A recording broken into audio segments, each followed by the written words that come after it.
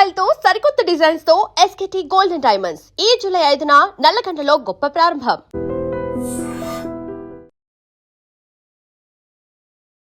నమస్కారం, welcome to I dream.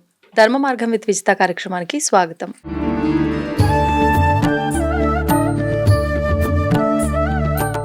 నమస్తే మా. శ్రీ గురుభ్యో నమః, శ్రీ మాత్రే నమః. నమస్తే అమ్మా.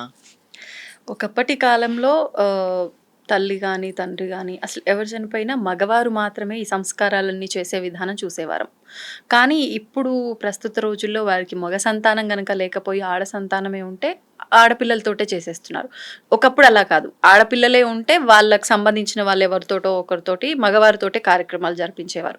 కానీ ఇప్పుడు వీళ్ళ కోరిక, నా కూతురైనా కొడుకైనా వాళ్ళే చెయ్యాలి అని చెప్పడమే కావచ్చు, లేదు అంటే ఇంకా ఎందుకు బయట వాళ్ళతో చేయించడము, కడుపున పుట్టిన వాళ్ళతోటే చేయిస్తే వాళ్ళ ఆత్మ శాంతిస్తుంది అని ఉన్న వాళ్ళు అనటం వల్ల కావచ్చు, మొత్తానికి ఆడవాళ్ళు చేసే విధానం చూస్తున్నాం.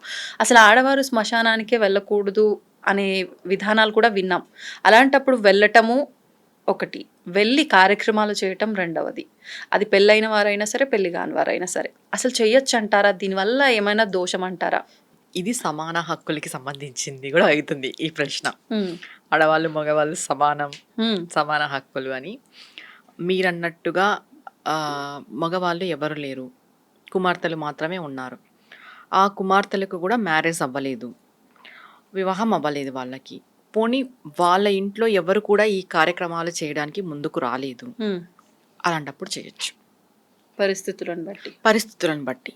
ఇప్పుడు కుమార్తెలకు వివాహం అయింది, అల్లుడు చేయొచ్చు. అల్లుడు కూడా సగం కొడుకుతో సమానం కాబట్టి కుమార్తెకు లేని అంత అర్హత అల్లుడుకు ఉంటుంది.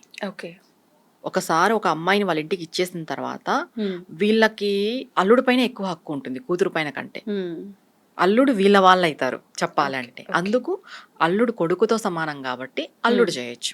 ఇప్పుడు ఈ అమ్మాయికి మ్యారేజ్ కాలేదు, కుటుంబంలో ఎవరూ ముందుకు రాలేదు, అలా వారసత్వంగా కుమార వారసత్వంగా ఎవరూ లేకపోయి ఉండొచ్చు, ఇంకే బామర్దులు చేయొచ్చు. చేయాలి అనుకుంటే. ఇంకా మాకు ఎవరు లేదు, ఎవరు రాలేరు అని అంటే కుమార్తెలు చేస్తారు. చెయ్యొచ్చా అనే విషయము అడిగితే ఇక్కడ ఇంతకుముందు లేదు. ఇంతకుముందు మనం అన్ని జాయింట్ ఫ్యామిలీస్, అది కాక ఒక్కొక్క కుటుంబంలో 10 మంది పిల్లలు ఉండేవాళ్ళు, 10-15 మంది పిల్లల దాకా ఉండేవాళ్ళు. అప్పుడు ఈ కొరత లేదు మనకి, ఈ జెండర్ కొరత లేదు, మగపిల్లలు ఆడపిల్లలు అనే ఇది లేదు, ఎక్కువ మంది ఉండేవాళ్ళు కాబట్టి. ఇంకోటి అన్నదమ్ములు వీళ్ళు ఎక్కువ, వీళ్ళే 10 మంది ఉంటారు, మళ్ళీ వీళ్ళ పిల్లలు ఇలా ఉంటారు కాబట్టి వీళ్ళకి ఆటోమేటిక్ గా వీళ్ళ వారసత్వం అనేది కొనసాగుతూనే ఉంటుంది. ఇప్పుడు ఫుల్ గా న్యూక్లియర్ ఫ్యామిలీస్, ఎవరికి వాళ్ళు ఉన్నారు. ఇంకొకటి ఎవ్వరు కూడా ఒకరి ఫంక్షన్స్ కి ఒకరు కలవని పరిస్థితిలో ఉన్నారు ఇప్పుడున్న బిజీ షెడ్యూల్లో. అందుకని వీళ్ళ చావులు కూడా వస్తారంటే నమ్మకం లేదు. ఇప్పుడు ఎవరు దేనికి కూడా రావట్లేదు, ఫోన్ లో విని అన్ని సంతాప సభలు కూడా ఫోన్ లోనే పెట్టేస్తున్నారు, వాట్సాప్ లో. చెప్పాలంటే మనం చూస్తున్నాం, వెడ్డింగ్ కార్డులు వాట్సాప్ లోనే పెడుతున్నారు, సంతాప సభలు వాట్సాప్ లోనే, విషెస్ అన్ని వాట్సాప్ లో, అన్ని అట్లా అయిపోయినాయి. పలకరించుకోవడం, దగ్గరికి వెళ్ళి పలకరించుకోవడాలు లేవు ఇప్పుడు. అలాంటప్పుడు ఇలాంటి దుస్థితి వస్తుంది చెప్పాలంటే. ఇప్పుడు ఇంకా ఈ అమ్మాయిలు ఎలా ఫీల్ అవుతారంటే, నా తల్లి నా తండ్రే కదా, నా రక్త సంబంధమే కదా, అందుకు అని చెప్పేసి ఈ తలకొరివి పెట్టడము అనేది జరుగుతుంది. అసలు ఈ తలకొరివి ఎందుకు వచ్చింది, తలకొరివి అనే ఎందుకు వచ్చింది అనేది మనం చూసుకుంటే, ఇప్పుడు మనం చెప్తాం ఈ శరీరంలో ఆత్మ అనేది ఉంటుంది. ఈ ఆత్మ అనేది మనకి కొన్ని విధాలుగా బయటికి వెళ్ళిపోతుంది. అంటే చెవుల ద్వారా వెళ్ళొచ్చు, కళ్ళ ద్వారా వెళ్ళొచ్చు, ముక్కు ద్వారా వెళ్ళొచ్చు, నోటి ద్వారా వెళ్ళొచ్చు, రంధ్రాల ద్వారా ఏదో ఒక ద్వారం ద్వారా వెళ్ళిపోతుంది ఆత్మ. కానీ తల కొరివి అని ఎందుకు వచ్చింది మనకి? తలకే ఫస్ట్ కొరివి పెడతారు, అది అట్లనే అంతా అంటుకొని వెళ్ళిపోతుంది. మన శరీరంలో ఉన్న జీవాత్మ తల ద్వారా వెళ్తే కపాలం పగిలిపోతుంది, బ్రహ్మ కపాలం పగలాలి అంటారు. బ్రహ్మ కపాలం పగిలినప్పుడు మోక్షాన్ని చేరుకుంటుంది. ఒక్క తల ద్వారా ఒక్కటే జీవాత్మ వెళ్తేనే మోక్షం లభిస్తుంది. ఇంకా ఈ నవరంధ్రాల ద్వారా ఎట్లా వెళ్ళినా కూడా, ప్రాణము జీవాత్మ బయటికి వెళ్ళినా కూడా మోక్షం లభించదు. కానీ అందరి భావన ఏంటి? తల ద్వారా వెళ్ళాలి అని ఒక భావన. అంటే మామూలుగా తల కొరివి పెట్టే టైంలో కంపల్సరీ ఇది అనుకోవాలని మాకు ఈ విద్యాపరంగా చెప్తారు. ఏమని? ఈయన ఆత్మ ఏ విధంగా వెళ్ళిందో ఎవరికీ తెలీదు. కానీ తల ద్వారా వెళ్ళి ఉంటే చాలా మంచిది. లేదు అంటే వచ్చే జన్మలో అయినా కూడా బ్రహ్మ కపాలం పగిలి వీళ్ళ జీవాత్మ వెళ్ళి మోక్షాన్ని చేరుకోవాలని చెప్పి తల కొరివి పెట్టాలి. ఓహో.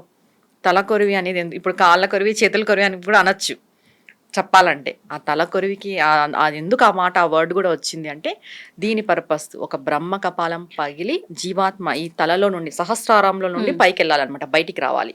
అందుకే ఈ సాధనలు చేసి కూడా ఈ బ్రహ్మ కపాలం పగిలిపోయినప్పుడు అంటే ఏం చెప్తారు, శివుడు తొక్కి పెట్టేస్తాడంట బ్రహ్మ కపాలాన్ని.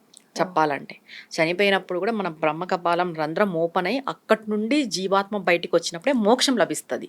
ఎంతోనా మోక్షానికే కదా ప్రాకులాడేది. ఇంకొకటి కొంతమంది ఈ కుండ పగలగొట్టడాలు ఇవన్నీ కూడా మనం చూస్తున్నాం. ఈ కుండ పగలగొట్టడాలు దేనికి అని అంటే ఒక్కొక్క రంధ్రం వేస్తారు ఒక్కొక్కటి. అంటే కుండ అంతా జీవాత్మ, ఆత్మ. కుండని మనం ఆత్మలాగా భావిస్తాం. ఒక్కొక్క రంధ్రం వేసినప్పుడు వెళ్ళిపోతుంది ఆత్మ అని అర్థం దానికి. అంటే శరీరం నుండి పూర్తి కుండ అనేది శరీరము, లోపల నీళ్ళు అనేది ఆత్మ, ఆత్మకి సంకేతం. ఒక్కొక్క రంధ్రం వేసినప్పుడు ఆ ఆత్మ అనేది వెళ్ళిపోతుంది అని సంకేతంగా, అంటే ఈ శరీరం నుండి ఈ ఆత్మ వెళ్ళిపోబడింది అని చెప్పడానికి ఆ కుండలకి రంధ్రాలు వేయడం అనేది జరుగుతుంది. చెప్పాలంటే మామూలుగా మీరు కాల్చిన తల కొరివి పెట్టినా తలకే పెడతారు, మామూలుగా పూడ్చినా కూడా ఫస్ట్ తల దగ్గరే మన్ను వేయడం అనేది జరుగుతుంది. ఎందుకంటే ఆ జీవాత్మ బ్రహ్మ కపాలం నుండి బయటికి వచ్చి మోక్షాన్ని పొందాలని చెప్పేసి. ఇంకా మీరన్నట్టుగా కుమార్తెలు పెట్టచ్చా అని అంటే ఏ వారసులు లేని వాళ్ళు అటువంటి పరిస్థితి వచ్చింటే తప్పదు.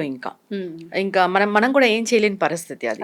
ఎందుకంటే ఇప్పుడున్న జనరేషన్లో రిలేషన్స్ తక్కువ కాబట్టి, బాండింగ్స్ తక్కువ కాబట్టి అలాంటి పరిస్థితి ఏర్పడితే ఆ అమ్మాయిలు పెట్టచ్చు.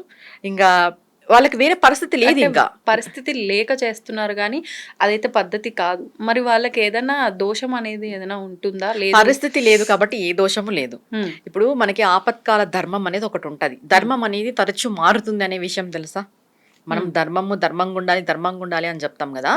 ఈ ధర్మం అనేదే మారుతుంది. ఏ విధంగా మారుతుంది, ఎలా చెప్తాము అని అంటే ఇప్పుడు కోర్టుదే తీసుకుందాం. మనం ఏం చెప్తాము, 100 మంది అపరాధులు తప్పించుకున్నా కూడా ఒక్క నిరపరాధికి మాత్రం శిక్ష పడకూడదు అని చెప్తాం. దీంట్లో ధర్మం ఎక్కడుంది? మారిందా లేదా? తర్వాత మనం ఇంకొకటి ఏం చెప్తాం, 10 మందిలో 9 మంది బాగుపడతారు అని అంటే ఒకరు నాశనమైనా పర్వాలేదు అంటాం. ధర్మం మారిందా లేదా? 10కి 10 బాగుండాలని అనుకోము. అంటే మంచి జరుగుతుంది అన్నప్పుడు కొంత చెడు జరిగినా పర్వాలేదు అనేది మన ధర్మం. దీన్నే ఆపత్కాల ధర్మము అంటాం. అందుకు ఇప్పుడు వాళ్ళకి అంత పరిస్థితి వచ్చింది, ఆపత్కాల ధర్మమే అది. కుమార్తెలు తలకరువి పెట్టే పరిస్థితి వచ్చింది అంటే వాళ్ళు ఇప్పుడు ఆపత్కాల ధర్మాన్ని పాటించాలి, తప్పదు. అలాంటప్పుడు ఏ దోషము రాదు. ఇప్పుడు నీకు ఒకరు చనిపోవడం ద్వారా 9 మంది బాగుపడతారు, ఒకరు ఇది కావడం వల్ల 9 మంది బాగుపడతారు అంటే నీకు పాపం వస్తుందా, పుణ్యం వస్తుందా? పుణ్యమే వస్తుంది. అంటే ఇక్కడ ఒక్కరే, అంటే ఇక్కడ మనం పర్సంటేజ్ చూడాలి.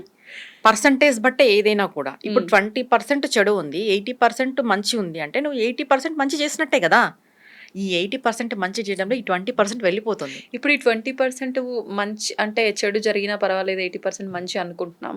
కానీ ఈ జరుగుతున్న చెడు మంచి వారికి జరిగి ఉంటే వారు మంచివారే, కానీ అవతల ఇంకా ఇక్కడ ఒక్కరే, అక్కడ నలుగురికి మంచి జరుగుతుంది, ఈ మంచి వారిని ఇబ్బంది పెడితే అనుకున్న పరిస్థితిలో కూడా ధర్మం ఇలానే ఆపత్కాల ధర్మమే. ఇప్పుడు 10 మంది మంచి వాళ్ళే చూసుకుందాం. మంచి ప్రశ్న ఇస్తున్నాం. 10 మంది మంచి వాళ్ళే, కానీ ఈ 10 మందిలో ఒక మంచి వాడికి కొంచెం చెడు జరగడం ద్వారా, ఆపద ఉండడం ద్వారా, కలిగించడం ద్వారా ఈ 9 మందికి ఇంకా మంచి జరుగుతుంది అంటే తప్పులేదు. పాపం బలయ్యాడు అక్కడ. బలి కాదు, ఆయన రాత రాసుకుని వచ్చింటాడు. బలి అని మనం ఎందుకు అనుకుంటాం? త్యాగం అని అనుకోవచ్చు కదా. అది ఆయనంతటా ఆయన ఒప్పుకునే పరిస్థితి. ఇప్పుడు చూడు, కుమార్తెలు ఎవరు తలకొరివి పెట్టాలనుకోరు. ఒప్పుకునే పరిస్థితి వచ్చినప్పుడు, పెట్టే పరిస్థితి వచ్చినప్పుడు ఒప్పుకునే కదా పెట్టేది. ఇంకా త్యాగమా కాదా? త్యాగం చేసినట్టే. ఆపత్కాల ధర్మానికి ఎటువంటి శాపాలు రావు, ఎటువంటి దోషాలు రావు. ధన్యవాదాలు మా. నమస్తే మా. And for more videos, Please subscribe to iDream channel. Subscribe to iDream Media. Please subscribe to iDream. Please subscribe to iDream. Please subscribe iDream. And please subscribe to iDream. For more videos, subscribe to iDream. please like, share, and subscribe to the channel. Congratulations, iDream. Subscribe to iDream. Subscribe to iDream. So subscribe to iDream Media.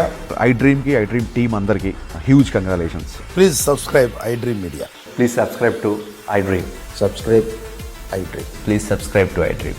iDream అంటే నా కళల ఛానల్ను subscribe చేసుకున్న నోరు తిరుగుతలేదు, మీరైతే గంట గుర్తు కొట్టండి. For more such videos, please subscribe to iDream. Subscribe to iDream. Please subscribe to iDream. Please subscribe iDream Media. Please do subscribe to iDream. Please subscribe to iDream Media. For best entertainment and information, please subscribe iDream. And don't forget to subscribe to iDream.